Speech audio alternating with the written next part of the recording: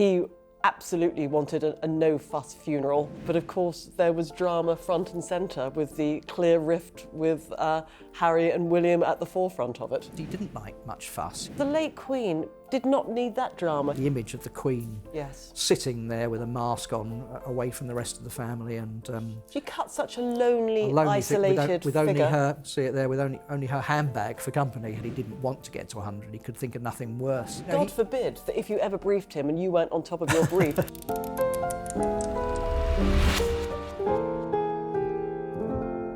Welcome to Royal Exclusive Rewind, where we delve back into the files and relive the highlights and some lowlights of royal family history. Remember to subscribe to us here on the Royal Exclusive YouTube channel so you never miss an episode. In the spring of 2021, just as the UK was coming out of COVID lockdown, the news broke that Prince Philip had passed away aged 99 at Windsor Castle following a short stay in hospital. I'm Matt Wilkinson, Royal Editor of The Sun, and joining me on this week's trip down memory lane is Royal journalist Phil Dampier and former Press Secretary to Queen Elizabeth II, Ailsa Anderson, to discuss the death of the Duke of Edinburgh.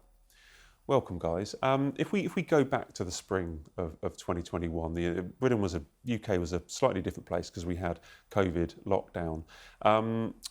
I remember I was on a job with actually the then Prince Charles when the news broke that his father had gone to hospital, and we were expecting maybe coming in, being in and out for a couple of weeks and everything would be okay. But over a couple of weeks, we learned that this was, we got the hint that maybe, sadly, the Duke of Edinburgh was not too far away from passing. So if we go back to that era, I remember that at the time we were told that Prince Philip kind of wanted a no-fuss funeral. Was the funeral no fuss? What actually happened?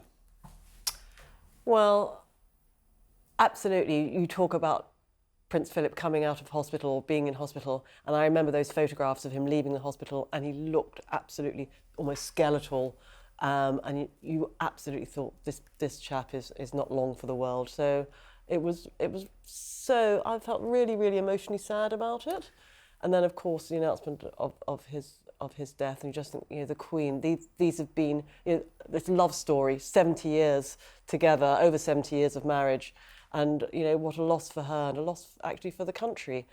But as you said, he absolutely wanted a no-fuss funeral. He lived his life without any fuss. But of course, there was drama front and centre with the clear rift with Harry and William at the forefront of it. Well, it's strange actually, because I like Ailsa, I'm sure, I've been sort of preparing for years for this moment, and I always dreaded it would happen when I was on holiday abroad somewhere, and you'd have to come rushing back or whatever. And of course, it would have been a very big event. But ironically, of course, being in COVID, it was scaled down, only 30 mourners there, I think, and so it was quite weird, but as Ailsa says, in a strange sort of way, I think he would have been more pleased with that because he didn't like much fuss. He didn't like pomp and ceremony just for the sake of it, and I think he would have been quite pleased with the funeral actually, in a funny sort of way. And similarly, there was obviously he was only 2 months, I think, short of his 100th birthday, and I think the King, that then Prince Charles, went to visit him in hospital, and I think he said later that he said to him, we're preparing for your 100th birthday, and the Duke said, well, I'll have to get there first, won't I? And he said, I knew you'd say that. And so, and he had said in the past that he had no intention of getting to 100. He didn't want to get to 100. He could think of nothing worse. Bits were dropping off him, and he really wasn't bothered about it. And he just wasn't worried about things like that, was he? He wasn't worried about a massive, great state funeral. He wasn't worried about getting to 100. He was just very, very pragmatic and matter of fact. And that's why I actually liked him. I mean, people used to say, who's your favourite royal? And for years I'd say it was Prince Philip, because I used to have so much fun following him around, as you know, on trips abroad sometimes. And that wasn't because he gave good copy. He would come out with these so-called gaffes, as you say, and I hate to remind you that I did actually write a book, a collection of them. So you did indeed. I did have a vested interest, but he was from a different era, and he used to say things that other people wouldn't say and get away with it. But I used to find it great fun, and I think a lot of people found it very refreshing, actually, that he never apologised for anything. If he upset somebody or made a gaffe, he wouldn't then the next day say, "Oh, I'm sorry, I said that." But I think also the media's view of him changed. He was known as gaff-prone Philip. Yeah. In a sort of a negative way, But then, sort of moving forward, he was seen as People liked it. Yeah. yeah, they did like it. They warmed and to they it and forgave him. Yeah. You know, and he became almost a national treasure. So I Yeah. think people's attitudes changed. And of course, the big irony of it all was that because of lockdown, he'd been living at Wood Farm on the Sandringham estate, where Prince Andrew is living temporarily at the moment. And you know, he'd only retired when he was 95, 96, hadn't he? So he was sort of enjoying his sort of downtime up there. You know, just having visits from friends, and of course he was then helicoptered to Windsor Castle and spent the last 7 months with the Queen in lockdown. And I think, you know, they weren't expecting that, but I think actually they got to spend some real quality time together, because they were. I know one day that somebody, a friend, rang up the Queen because there was a rumour flying around that Prince Philip had died, and very concerned, and said to the Queen, you know, I gather that is it true that the Prince has died? And the Queen had the phone and called out to Philip sitting in the next room, "Are you dead?" And he said, "No, I'm not." You know, and so you know, they I think they quite, in a funny sort of way, they sort of I'm not saying they got to know each other better, but they spent more time together in that last year than possibly they had done for many years. Absolutely. And it was all by accident. You know? Well, let's talk about the funeral itself. Yeah. As I say, Prince Philip wanted a no fuss, but he got fuss because Prince Harry flew back from California, but he wasn't allowed to wear a uniform because he had, you know, left the working royals, and there was a bit of dispute over where he could walk in the procession. I think Prince Peter Phillips had to stand between William and Harry as they did the funeral procession. Yeah, well, it was at the height of the problems involving Harry and Meghan leaving Mexit, you know. So it was very difficult. And afterwards, of course, they the three of them, Prince Charles and William and Harry, went off and had a quiet cup of tea together and a chat, and you know, and famously you could see Kate sort of standing back and letting them walk up the road, William and Harry, before they met their father. And she was almost the sort of the peacemaker, wasn't she? Sort of yeah, by I think stepping back and let them trying to together. get them together. And it later emerged that Charles had said, you know, you're not going to make my final years a misery, are you? And so it was quite important for that afterwards. So people were sort of hoping that the funeral, the death of this much loved, you know, grandfather and great grandfather would bring them together. But of course it, you know, hasn't quite panned out like that. But you know, at the time, I mean, it was an incredibly poignant day, wasn't it? I mean, the image of the Queen sitting there with a mask on, away from the rest of the family, and she cut such a lonely isolated with figure. only her, see it there, with only her handbag for company, her beloved handbag. I know. It was incredibly poignant, and but also the late Queen did not need that drama. She just lost her husband of over 70 years. You know, her strength and stay, as she said famously in a speech at Guildhall.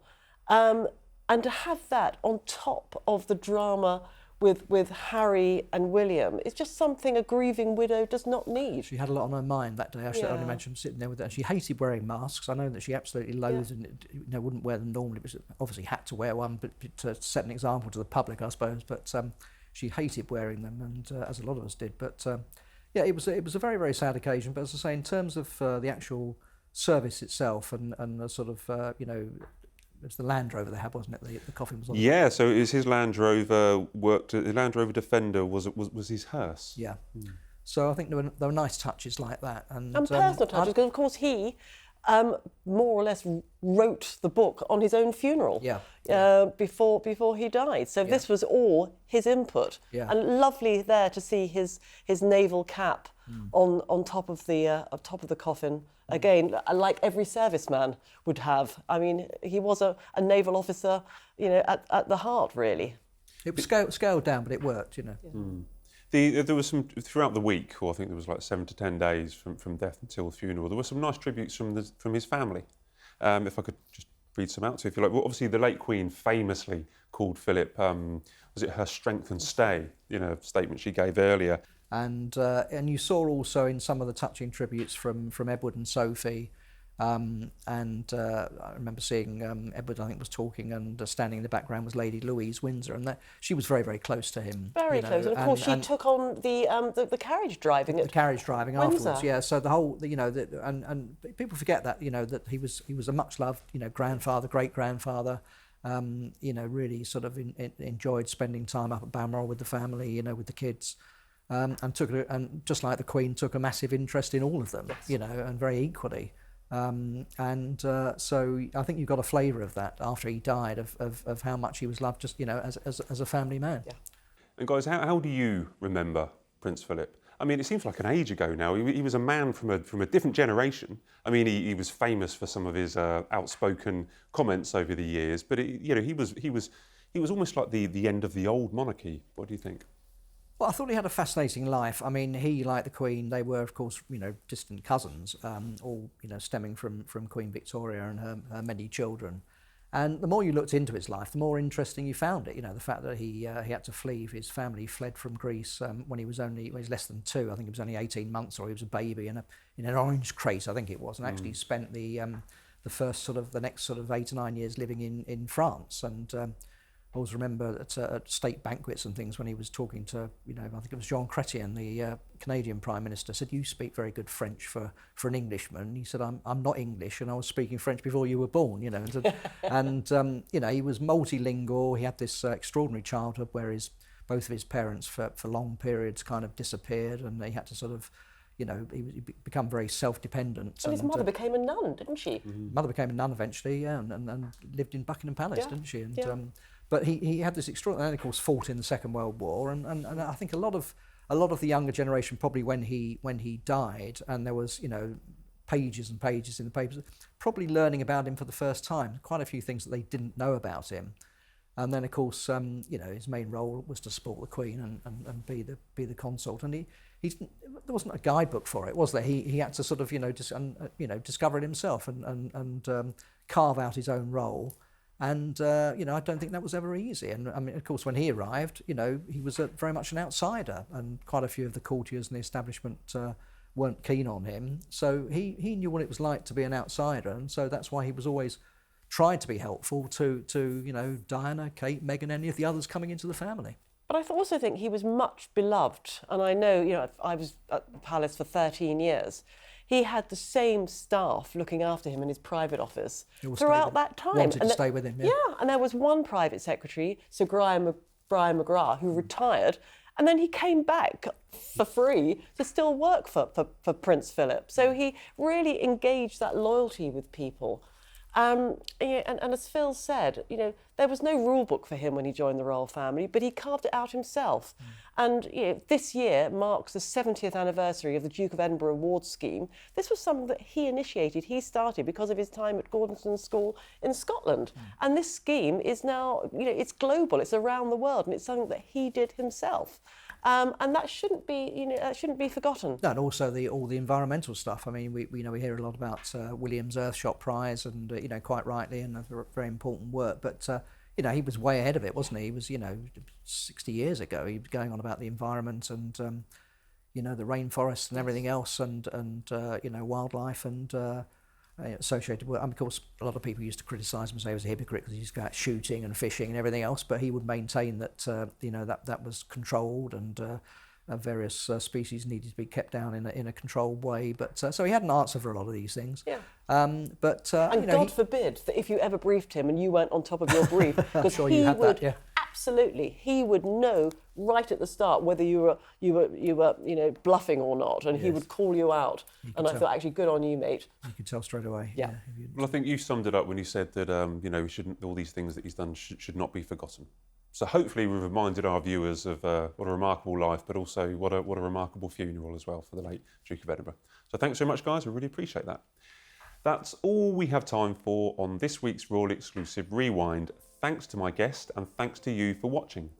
Do join me next time for some more royal nostalgia when we go back into royal history to uncover another iconic moment.